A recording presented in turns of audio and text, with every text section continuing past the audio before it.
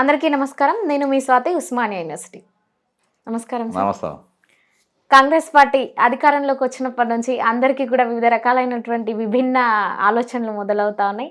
అయితే ప్రస్తుతం మన ముందున్నటువంటి బక్కా జస్సన్ గారు ఆయన పనిచేస్తున్నటువంటి కాంగ్రెస్ పార్టీని గత 10 సంవత్సరాల నుంచి కావచ్చు, అంతకు ముందు నుంచి కావచ్చు, ఏకధాటిగా ఒకే పార్టీలో కొనసాగుతూ కూడా తనదైనటువంటి శైలిలో ముందుకెళ్తా ఉన్నారు. ఈరోజు మనకున్నటువంటి కొన్ని సందేహాలను తీర్చుకునేటువంటి ప్రయత్నం చేద్దాం. అనా, ముందుగా మన కాంగ్రెస్ పార్టీ గెలిచినందుకు మొట్టమొదటిసారిగా అందరు అనుకునే అంశం ఏంటంటే,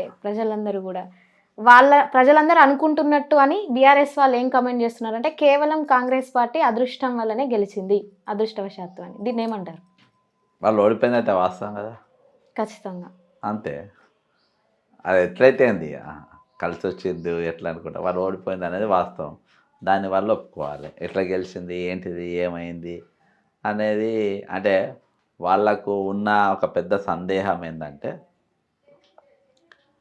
వీళ్ళు మేము 12 మంది ఎమ్మెల్యేని గుంజుకున్న, వీళ్ళు ఒక్కరోజు కూడా మాట్లాడలే అసెంబ్లీలో.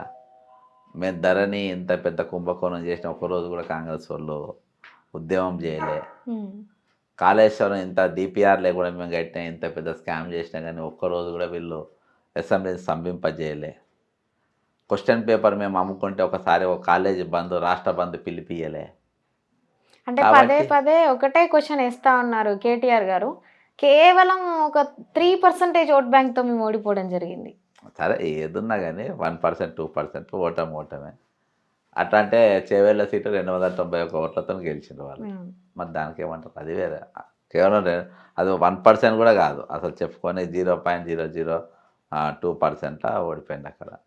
అంటే ఏడ కూడా ఉద్యమం చేయకుండా కాంగ్రెస్ వాళ్ళు గెలిచిండ్రు. వీళ్ళని మొత్తం మేము లొంగ తీసుకున్నాము. ఆది నాయకత్వం అంతా మా కంట్రోల్లోనే ఉండే రాష్ట్రంలో. అయినా కానీ వీళ్ళు ఎట్లా గెలిచింది అనేది ఆయనకు ఒక పెద్ద సందేహం అందులో ఉన్నది. కానీ ఆయన ఏమున్నా ఇది ప్రజల గెలుపు, ఇది కాంగ్రెస్ పార్టీ గెలుపు కాదు. ప్రజల గెలుపు, ప్రజలు గెలిపించిండ్రు. ప్రజలు ఇక మేము ఈ ప్రభుత్వాన్ని మేము తట్టుకోలేమని చెప్పేసి వాళ్ళు ఓట్లేసి గెలిచింది. కానీ ఇక్కడ ఏ సిపాయి ఏమో కత్తి తిప్పితే గెలిచిన యుద్ధం ఏం కాదు ఇది. అయితే కాంగ్రెస్ పార్టీ గెలుపులో 6 గ్యారంటీలు అనేది ప్రముఖ పాత్ర పోషించాయని అనుకోవచ్చానా? అది అసలు రోలే లేదు దాన్ని. అంతే అంటారా? అంతే. మీకు అది చేస్తే హైదరాబాద్కి 20 సీట్లు గెలవాలి. ఓకే, అవును. 20కి ఇప్పుడు ఫ్రీ బస్ తిరిగేటోళ్ళు ఎక్కువ హైదరాబాద్ వాళ్ళు, అవును. ఊళ్ళల్లో ఎక్కువ తిరుగుతలేరు. మీరు ఇక్కడనే ఫుల్ ఉంటాయి. కాబట్టి 6 పథకాలది నేను అనుకోను. ప్రవళిక చనిపోయిన తర్వాత నిరుద్యోగులందరూ వాళ్ళ ఇళ్ళల్లో పోయి గట్టిగా ఊర్ల మీద పడి వాళ్ళ దగ్గరుండి బీఆర్ఎస్ను ఓడించాలి, ఖచ్చితంగా కాంగ్రెస్ పార్టీని గెలిపించాలి అని వాళ్ళు నిరుద్యోగులది ఒక కీ రోల్. వీళ్ళు చెప్పనీకి ఏ ఉద్యమం పెద్ద జరిగింది? ఒక తెలంగాణ ఒక రాష్ట్ర బంద్ పిలిపించింది ఎప్పుడన్నా? ఇవ్వలే కదా. మరి ఎప్పుడు దేనిపైన ఏం జరిగింది? ఇంత 5,71,000 అప్పయింది అన్నారు. నేను రోజుకో కేసులు వేసుకుంటా మేము నిలబడ్డాం పార్టీ తరఫున, కానీ పార్టీ నాయకులు ఎక్కడ మాకు సపోర్ట్ చేసింది, ఏడా నిలబడ్డారు? అది ప్రజలు 100% చేయాలి. ఇది 100% ఇది ప్రజల యొక్క వ్యతిరేకత వల్ల గెలిచింది. కానీ 6 పథకాలు మాకు వస్తాయి. అప్పుల పాలైనప్పుడు పథకాలు ఎట్లా వస్తాయి చెప్పమ్మా? నిధులే లేవు కదా. తెలంగాణ 5,71,000 అప్పున్నది. ఇంత అప్పైనా ఏమైనా డాక్యుమెంట్స్ కూడా నేను పబ్లిక్ చూపించినట్టు చాలా యూట్యూబ్ ఛానళ్ళల్లో పబ్లిక్ చూసి, ఎంత అప్పైనాక వాళ్ళు ఇస్తామని ఎట్లా అనుకుంటారు? ఇస్తామని నమ్మేటోళ్ళు ఎవరు ఉంటారు? కాబట్టి వాళ్ళు ఈ విషయంలో నమ్మకం లేదు. వాళ్ళు ఒడగొట్టాలనుకుంటే ఒడగొట్టారు అంతే. 6 పథకాలు దాని రోలే లేదు. అయితే ఇప్పుడు మీరు అన్నారన్న పార్టీ ఎక్కడ మాలాంటోళ్ళకి సపోర్ట్ చేసింది అన్నట్టు అన్నారు. మీరు ఇప్పుడు ఎమ్మెల్సీగా ఒక దగ్గర నుంచి పోటీ చేస్తున్నారని మేము వింటా ఉన్నాం. మీరు కాంగ్రెస్ పార్టీ తరఫున పోటీ చేస్తూ ఉన్నారా, ఇండిపెండెంట్గా పోటీ చేస్తూ ఉన్నారా? నేను పోటీ చేస్తూ కన్ఫామ్. మరి పార్టీ బలపరుస్తుంది అని అంటే అది చెప్పలేం. ఓకే. అంటే మీరు ఇన్ని సంవత్సరాలు కాంగ్రెస్ పార్టీలో కీలకంగా పనిచేసినటువంటి వ్యక్తి, చాలా ప్రజల సమస్యలపైన ప్రజాప్రతినిధులుగా మీరు ప్రతినిధిత్వం మీకు ఇవ్వకపోయినా కూడా, ఒక పదవి అనేది మీకు లేకపోయినప్పటికీ కూడా పోరాటం చేసినటువంటి వ్యక్తి, మరి మీలాంటి వాళ్ళకి ఎందుకు సపోర్ట్ ఇవ్వలేకపోతే? మామూలుగా ఏంటంటే ఎక్స్పీరియన్స్, ఒకటే పార్టీలో ఎక్స్పీరియన్స్ ఉంది, ఒక 3-4 పార్టీల ఎక్స్పీరియన్స్ ఉంటే ఇచ్చేది కావచ్చు. అంతే. ఒక 5 ఏళ్ళు బీజేపీలో, ఒక 5 ఏళ్ళు బీఆర్ఎస్లో, ఒక 5 ఏళ్ళు టీడీపీలో, ఓ 3-4 పార్టీ తిరిగితే ఎక్స్పీరియన్స్ బాగుంది. 3-4 కంపెనీలో పనిచేసింది కాబట్టి నా పోస్ట్ ఇవ్వచ్చు. ఒకటే కంపెనీలో పనిచేసినాం కదా, కాబట్టి మాకు ఈయనకు అంత ఎక్స్పీరియన్స్ లేదు అని చెప్పేసి పక్కన పెడుతుండొచ్చు. అయినప్పటికీ మీరు కాంగ్రెస్ పార్టీ అని చెప్పుకుంటా ఉన్నారు. అంతే కదా, ఒకటే మాది ఇండియన్ రైల్వేస్ లెక్క ఒకటే కంపెనీ అంతే అంటారు. అంతే. వాళ్ళు ఆర్మీ, నేవీ, ఎయిర్ ఫోర్స్ అంతే. అది మాకుండేది మాకుంటుంది. కానీ పోటీ చేసిన మాత్రం 100% కాంగ్రెస్ పార్టీ బలపరచకపోయినా నేను పోటీలో ఉంటున్నా. ఎట్లా ఉన్నదన్న పరిస్థితి ఎమ్మెల్సీ ఎలక్షన్ లో మీరు గెలుపు అనేది? బ్రహ్మాండంగా ఉన్నది. దానికి మీరు కూడా సాక్షి. బంపర్ మెజారిటీగా గెలుస్తా. బంపర్ మెజారిటీ అని అందరి నేతలు చెప్పినా నేను చెప్పగాని గెలుస్తా.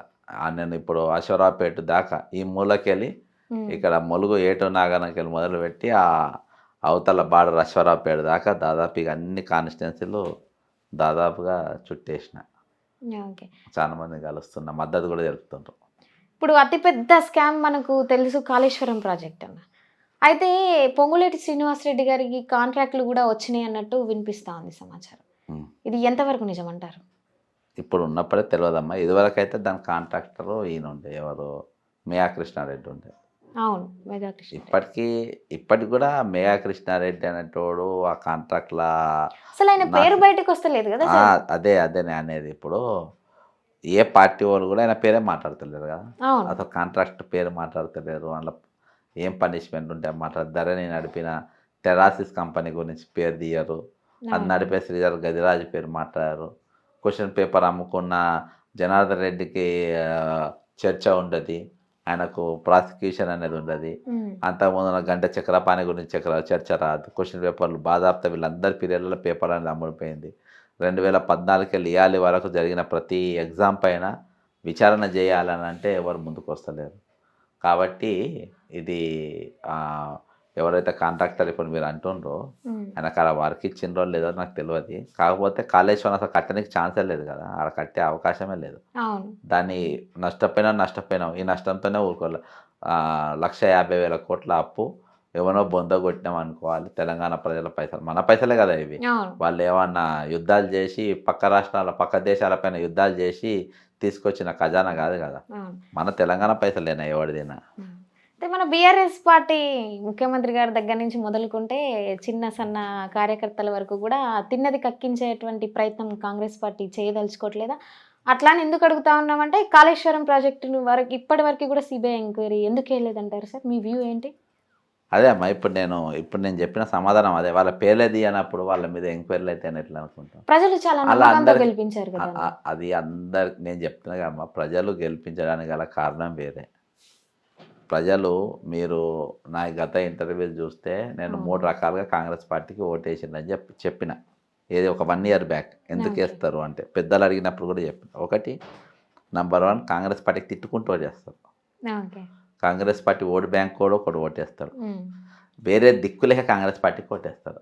ఈ 3 రకాల ఓట్లతో కాంగ్రెస్ పార్టీ గెలిచింది. ఇక్కడ ఎవడు యుద్ధం చేయలే, ఎవడు ఇది చేయలే. కాబట్టి వాళ్ళ ఓటు వేసిన దానికి దీనికి ఇది లేదు. వీళ్ళందరూ కూడా పబ్లిక్ స్పష్టంగా తెలుసు. కాంగ్రెస్ పార్టీకి చాలామంది ముఖ్య నాయకులకు వారి షేర్ హోల్డర్స్ అని చాలామంది తెలుసు. నేను చాలాసార్లు బయట కూడా పెట్టిన. 12 మంది ఎమ్మెల్యేలు వెళ్ళిపోతే ఒక రోజు కూడా మాట్లాడిన వాళ్ళు ఎవరి మీద యుద్ధం చేసిండ్రమ్మా? 12 మంది కాంగ్రెస్ పార్టీ ఎమ్మెల్యేలు వెళ్ళిపోతే ఎవరికి వారే యమునా తీరే అంటారా? కాంగ్రెస్ పార్టీ ఎవరు కాదు, బాధ్యులైన వాళ్ళు మాట్లాడలే కదా. ఎవరికి వారు యమునా తీరే అనేది ఉండదు.